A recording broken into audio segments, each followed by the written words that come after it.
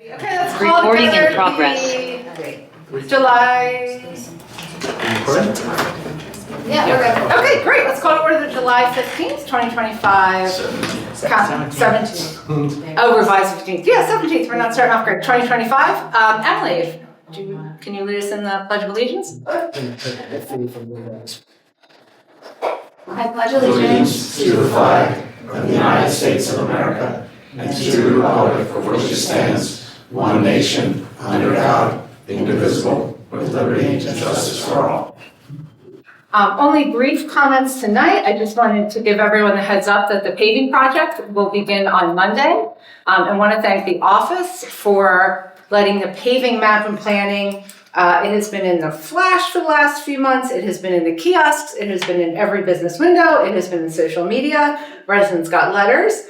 It is posted on poles. I think the only thing left is one of the beach airplanes with the banners behind it. Thank you, Public Works, for that information.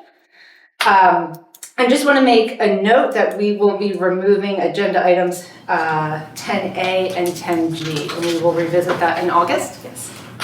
Okay, Andrew? I have two announcements. Yeah, roll call. Oh, roll call. Oh, thanks. A roll call. Yes, why don't we do that? You want to jump back to that? Okay. So we have President Bush. Here. And I will say he is remote.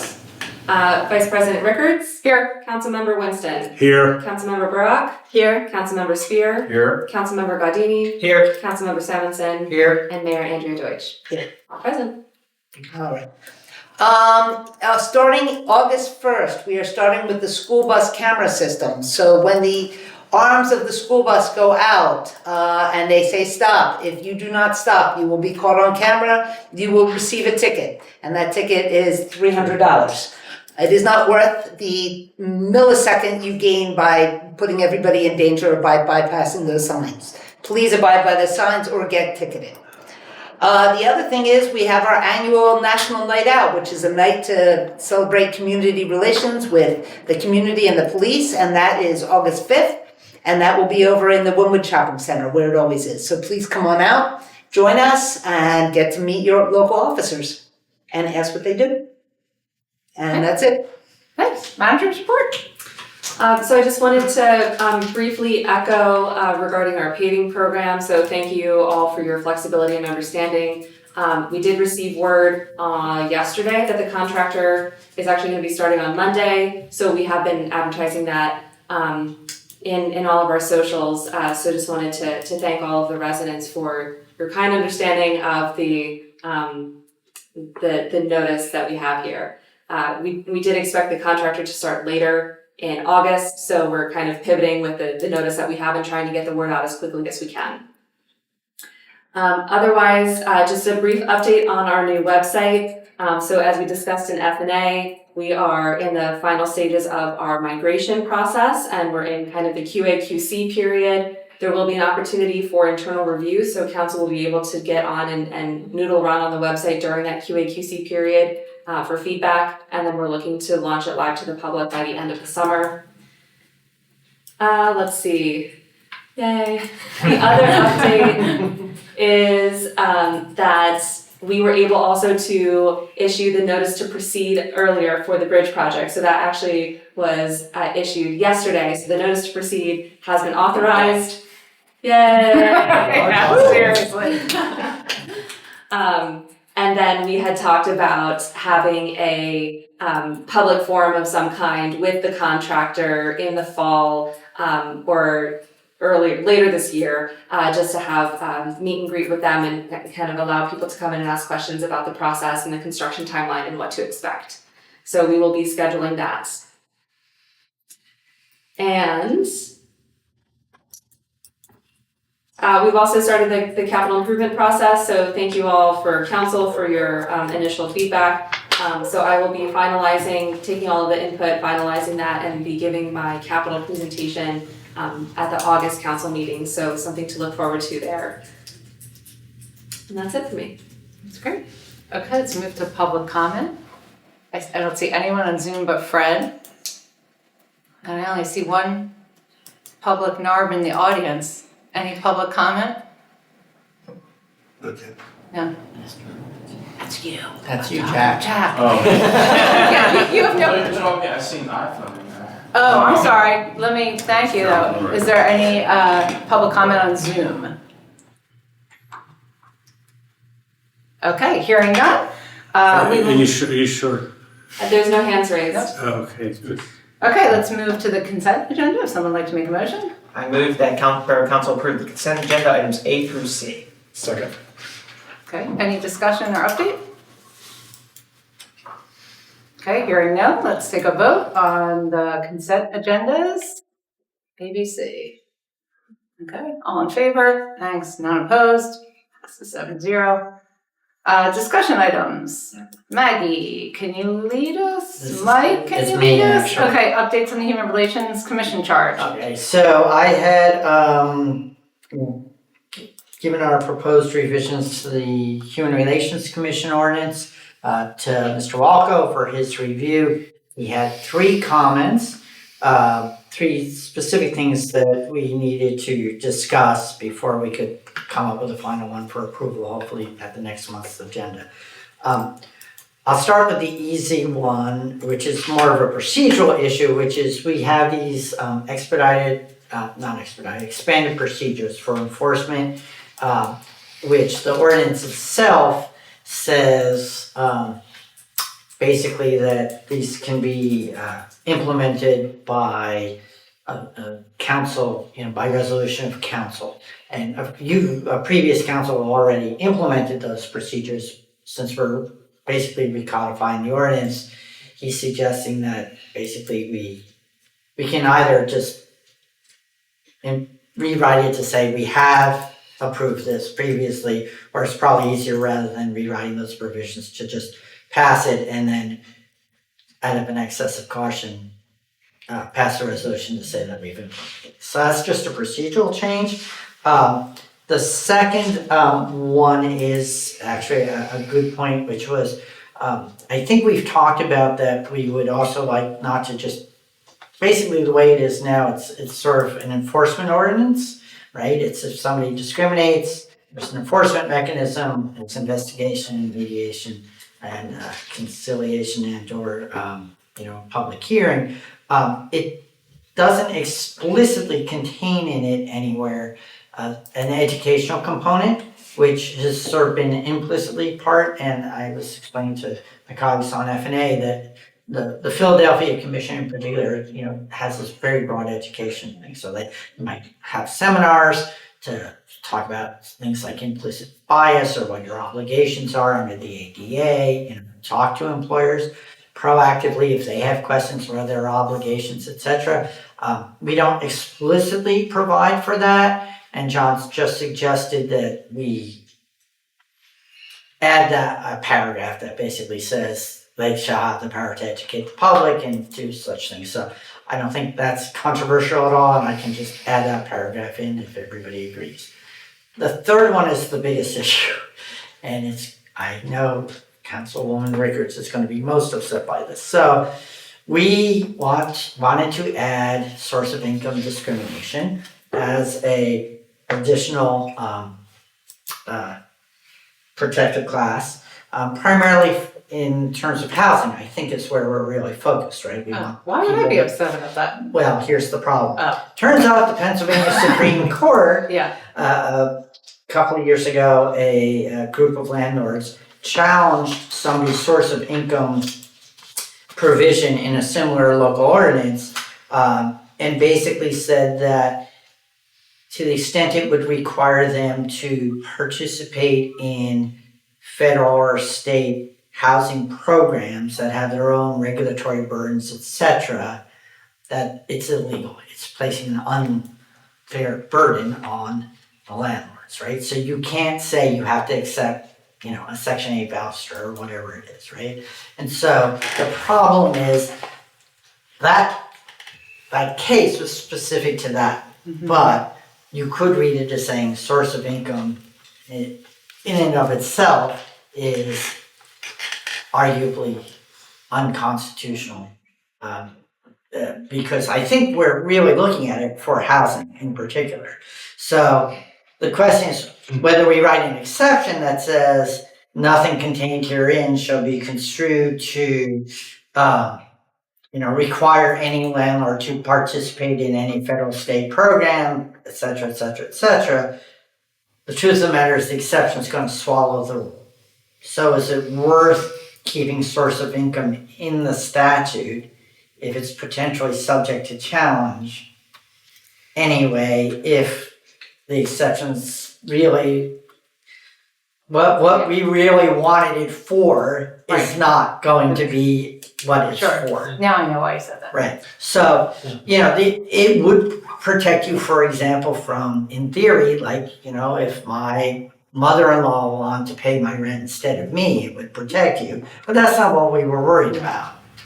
Alex, I see you nodding. Did you want to add anything? I will just say, I did look at it today because John forwarded me kind of the back and forth, but I found it very analogous to group homes, right? Where you have the group home protection and you have something in your zoning ordinance or within your standard regulations, right, that say, okay, if there are 3 or more unrelated people living in a house, you've got to, follow these procedural steps to make sure that the property is safe, right? But the second that group home operator comes in and says, well, we're exempt of the Federal Housing Act, Right. and you have to give us an accommodation under that statute, then your local regulation just falls by the wayside. The sources of income that we're talking about essentially is going to fall into that same bucket.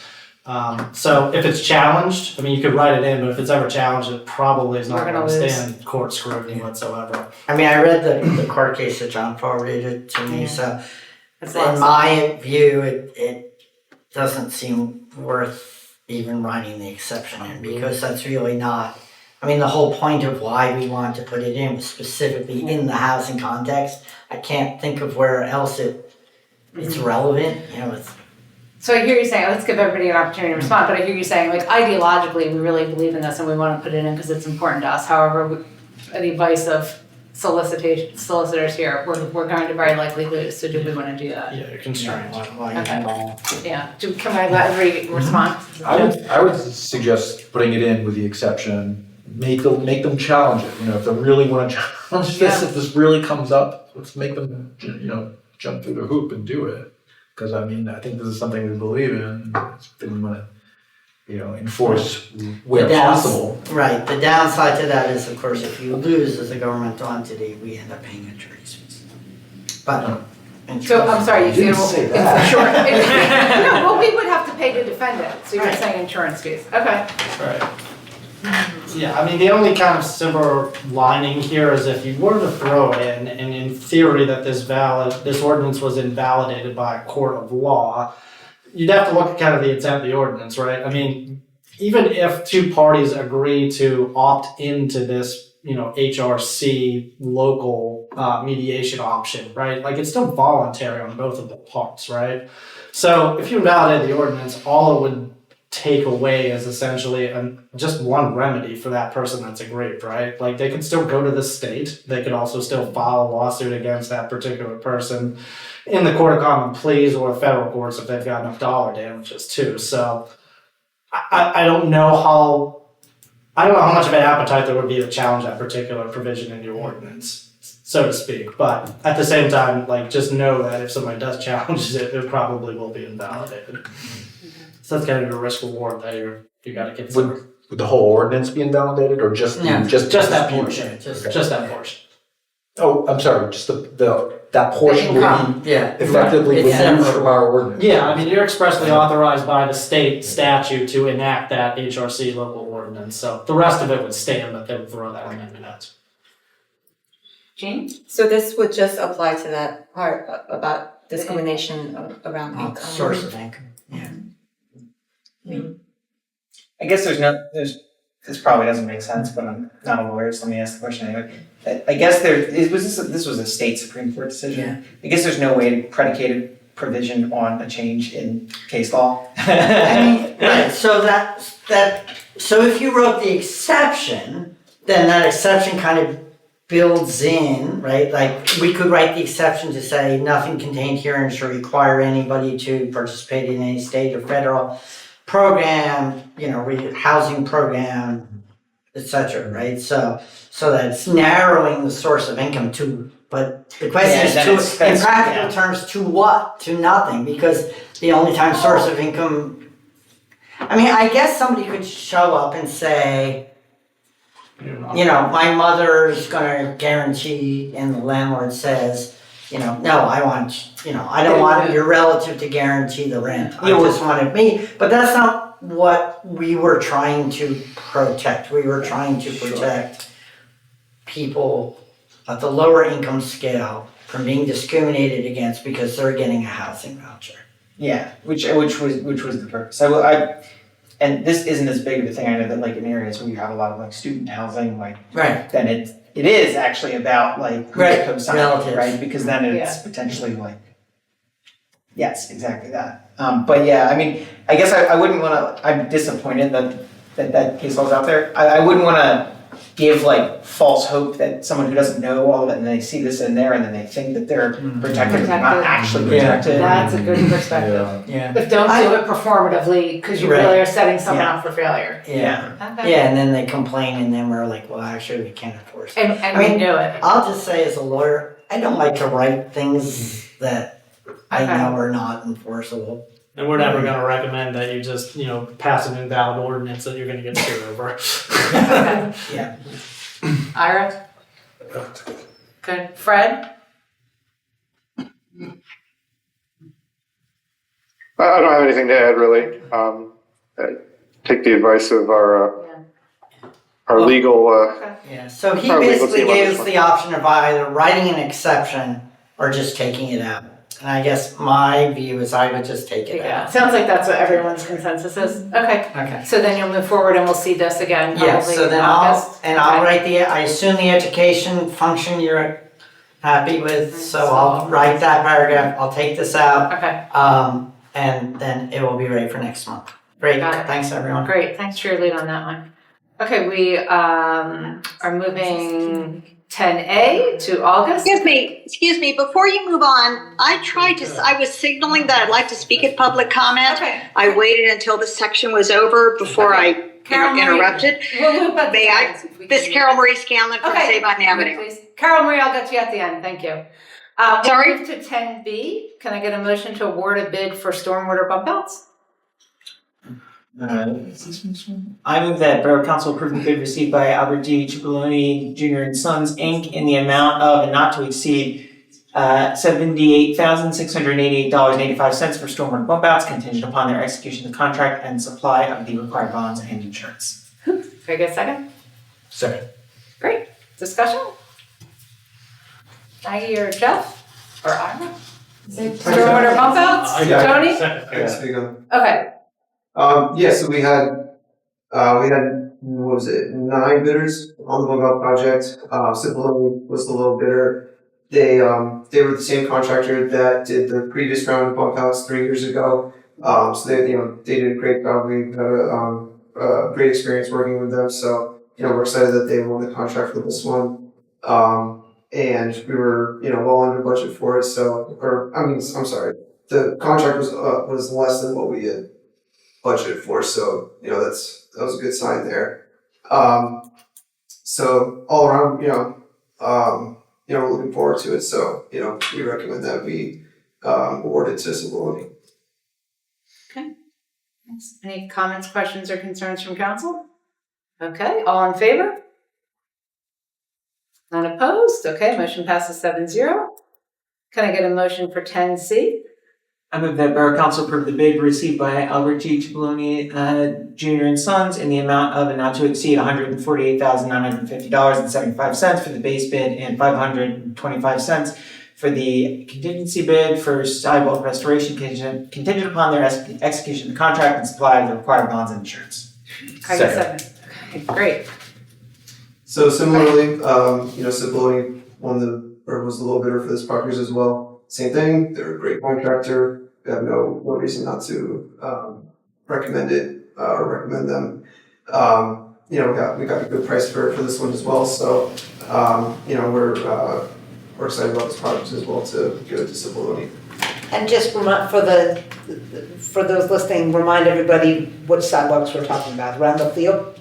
Yeah, so, starting outside the Borough building on Conway, kind of starting where the firehouse is, wrapping around, down Haverford towards Stonebrook Park, and then continuing on North Linwood, along the park side as well, and then wrapping around, Windsor, and then going down Windsor up to the library. Perfect. And it's not the entire sidewalk, it's just, the sections and pieces that are in, rough shape. Okay, can we get a vote? All in favor? Any opposed? No? Okay, motion passes 7-0. Can I get a motion for 10C? No, 10D. I move that Borough Council authorize the 10% advance deposit for the bridge construction project to Amtrak in the amount of $735,000, $735,014. Great, can I get a second? Second. Great. Any discussion? So this was in the agreement that we had from last year, so this is our deposit for the construction services, represents 10% of the overall project cost. So we have this money reserved from last year, so we're just gonna do a one-time wire transfer. Everything is teed up and ready to go, so we put this in, and as I mentioned in my report, we already issued the notice to proceed yesterday, so this plus the down payment will get us in good shape to have the contractor start beginning to work very soon. That's fabulous. Any questions, concerns from council? I guess a request would be, can we do that in a bridge update in the flash, just to let folks know that we're hopping along here? Yes, absolutely. Okay. That would be great. Okay, let's take a vote. All in favor? Seeing no opposed, 7-0 passes. Can I get a motion for 10E? I move that Borough Council authorizes the purchase acquisition to replace the chief of police vehicle under a finance agreement for a total cost of $60,899.14. Okay, can I get a second? A second. Okay, this was in the CIP. We knew this was coming. Maggie, any comments or updates? We knew that the chief's car was on borrowed time. Yeah, so this one is a really great deal for us.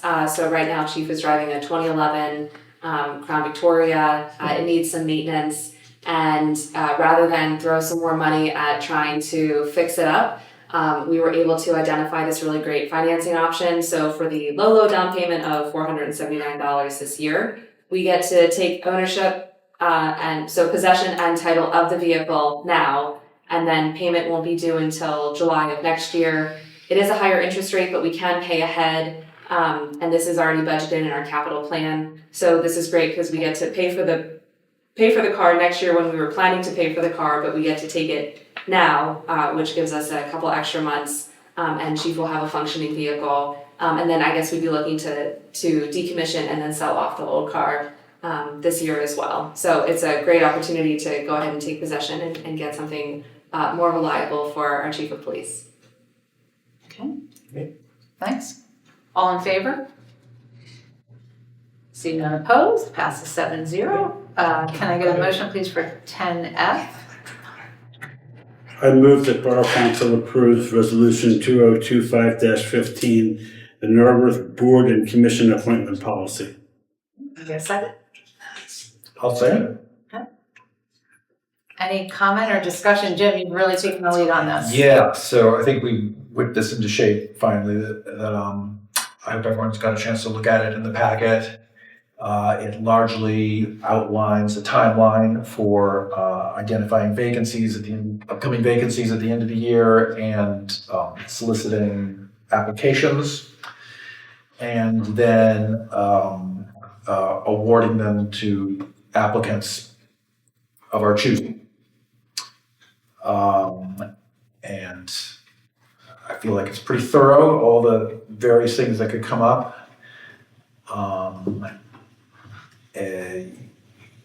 I guess I'll point out that it's going to go hand in hand, I think, with an office policy to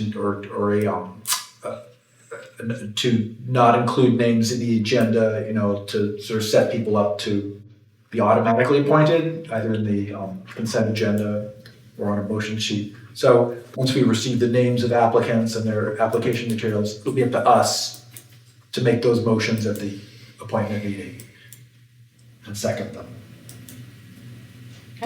I mean, Great. it sounds simple, but I think it's a good solution. Yeah.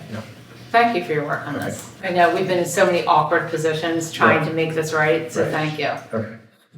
Any other comments or questions from council? Okay, let's take a vote. All in favor? Okay, seeing all approvals, passes 7-0. We are skipping 10G. So let's move, can I get a motion for 10H? I move that Borough Council make an appointment for the property management firm for 201 Save. Okay, second? Second. Great. So we were informed by our current property management firm about 2 months ago that they were looking to vacate the services at 201 Sabine. So I set out to identify other property management firms operating in the area who would be a good fit. Reached out to a number, got some feedback and interest from 5. We did property tours, RFP was sent out. After the tours and the review of the RFP, we had 2 submissions. One was from Mainline Realty and one is from Geis Realty. So those proposals are in your packet. I know you haven't had a whole lot of time to kind of evaluate and take a look and try to compare apples to apples. But for the most part, they're going to be somewhat similar in that they each have a flat rate management fee per month, and then they have a commission on the leases. So both will provide the property maintenance services, and both will provide leasing and brokerage services to fill any vacancies. Full service firms here, they will handle everything.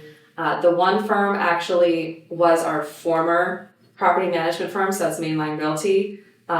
We found out today that they had split into that and Yentis, and we had continued on with Yentis. So Mainline Realty does have experience in the property. The main person who would be responsible for this contract is actually a local resident, no longer lives in the borough, but grew up in the borough and is very familiar with the property from having been the property manager previously. The other outfit is,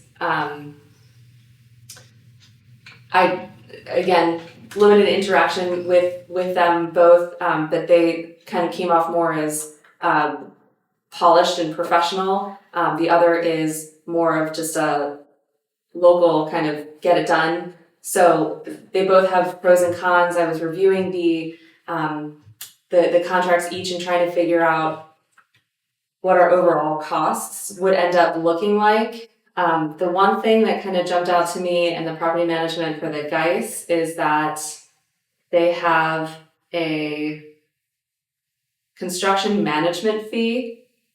So it says for construction services, which it performs pursuant to prior written request of the owner. I think this is largely because their landlords are maybe they're not hands-on as much, whereas we come at it from a different perspective, being a municipality and a municipally owned building. So construction services might be something that we would handle in-house typically. Again, these are proposals, so any specifics we could iron out in contracts. So I wish that I had very strong feelings kind of one way or the other on them. I know that none of you have met them in person yet, but they both seem like well qualified. Again, Geis is gonna just seem to be a little bit more of the more suit and tie kind of folks. Mm-hmm. But again, I don't know how much that matters with my. So, this staff is dealing with, the office is dealing with these folks. I think, do you have a recommendation for us of which agency you feel is the best fit for our needs, personality-wise, the delivery? The construction cost concerns me a little bit, particularly given the uncertainty of a property. Right. So that's slightly concerning for me. But just in my interactions with the two of them, Geis, just the thoroughness with which the management rep who came to tour the building, just the questions that she was asking and the thoroughness that she had in the building makes me think that they will take this very seriously, that this is something that they will really professionalize, and it's not a bells and whistles property, so they have this very kind of sophisticated sounding electronic resource for tenants and these kind of 3D model floor plans for their brokerage. So I think that could be an asset, but also is it more than what we need? So. Go ahead. There, So there's an issue related to sort of finding new tenants for the building, and they have fees associated with doing that. They both do. Right. Mm-hmm. But I guess it's been discussed that there's a party we're discussing with the possibility of taking it over. Right. That's been discussed Yes. in public meetings. So Right. the question is, one of the things I think we were concerned about is, what kind of finder's fee this new firm would get for that deal. Right. Is that spelled out in either of these agreements? For that one specifically, no, but the potential, and I don't know if this is a conflict of interest at all, but the broker representing the interested school works for Geist Realty. And so when I told him that the property management firm was leaving, he said, well, that branch of my business would be interested in submitting for it. So at that point, it could be a boon that if that's the direction we go, then everything's in-house. But I don't. No, but I was asking a slightly different question, which is there a difference in what we would owe either firm to handle that transition? So their monthly maintenance fees come out just about equal. The brokerage fees. But this is more of a finder's fee. Yeah. That we were concerned about. Like, are we gonna have to pay them out for something that we found, essentially? Well, we're With a gonna have to pay them finder's fee? some percentage of a deal with a new school. Right. That we, Right. essentially we found. Yeah. Well, I think, remember, we're not signing either contract. We're suggesting who we want to negotiate with. So that's, No, I know, but we're I'm just not, asking, so what it's do they not have? set. No, but I was asking, well, okay. Is it? Go ahead. So let's get, I'm sorry, Fred has a question, if we can let him. No, well, I'll point out that the sample contract for the first firm, which is Mainline Executive Realty, says that they would be the listing agent if we listed it for sale during the management contract. That's the only thing they say. It's a shorter presentation, so that is the only thing they say directly about what would happen if we sold the property. I don't think either of them really say what would happen if we leased the property to a single tenant. Well, I guess they do. That would be a long-term lease. They do, so it would be, Yeah. there's, 75% for those. yeah, so Mainline Executive Realty says for rental services, their commission would be 75% of the first full month's rent. So whatever the first full month's rent is, so that represents a smaller amount. Much smaller. If we signed like a 10-year lease, let's say, with a tenant, like let's say we signed a really long-term lease, 10, 20 years, Yeah. it's just going to be a flat amount with Mainline Realty. It's 3/4 of the first month, whereas Geist wants a percentage of the overall lease, which I understand that, but it's going to be a lot. Yeah. Sorry, I was getting to that. Okay. Sorry. Yeah, That's- All right. I feel like we're ready to vote. So what Geist is offering Yeah. is 4% aggregate new lease value as a minimum, and so that is higher because we do pay a percentage. So Yentis currently receives a percentage of the lease, so they receive a 2.5% of the total lease value as commission. So actually, if you look at the treasurer's bills, the reason why the management, if you look at property management for 201 Sabine, the reason why it's high is because we signed all of those leases. Because we signed Wonder Spring Admin, Wonder Spring Daycare in December. And we didn't get charged those commissions until this year, and then we signed the Lavner lease extension and so lease extension and they took over the Ivy FOD. So they took also a percentage of commission. So that would be comparable to Geist. Geist is a higher percentage. Mainline Executive Realty is a flat rate, 75% of the first month's lease. So it doesn't seem to indicate that they would charge additional So again, this is where it's from a cost perspective, I think mainline executive realty is going to be more cost effective for us. If we go with Geis, they may be a little bit more sophisticated to assist with a tenant search. It sounds like, given the reaction to council, do we feel that we're in a position that we can make a motion to appoint mainline? Yeah. I'm seeing nods. I think so, Yeah. yeah. Okay, so let's, Jean, do you want to amend that and we'll take a vote on this? Sure. Thank you. No. I will amend the motion to that Borough Council appoint Mainline Executive Realty as a property management firm for 201 Sabine. Second. Second. Perfect. All right, can I take a vote? All in favor? Okay, seeing no hands, that passes 7-0. Great. Thank you. Our last item, no, not our last item, is, can I get a motion for 10I, Girl Scout? I move that Borough Council approve the installation of a pollinator wall in one of the borough's parks as outlined in the submitted proposal. Second. Great. Maggie? So a Girl Scout prospective Gold Award reached out to me with an idea to do something ecologically fun for her Gold Award project. So we talked about a couple of things and landed on her idea of doing a pollinator wall. So the proposal's in your packet in terms of kind of the scale of it. So this would be kind of posted on 2x and have the tubes. So this is beneficial for various types of pollinator insects, bees and moths and other good things. We did have concerns about kind of what the overall maintenance would be. So, installing it is one thing, but we don't want to have this as something that would just be an additional maintenance for our public works. So she did offer that her troop would actually take on the routine and long-term maintenance of the pollinator wall. So that is something that I think might be palatable for such an installation. And also, I informed her that she might need to do some fundraising to cover all of the materials costs. So the option is to either have her, if we want Public Works to do the installation, we can volunteer the time for the installation, or she can cover both labor and materials for that. Regardless, the maintenance of it is going to be something that we're looking to coordinate with her and her troop to come up with a maintenance agreement so that the troop would be responsible for that maintenance and it's not on us. And we'll have that in writing.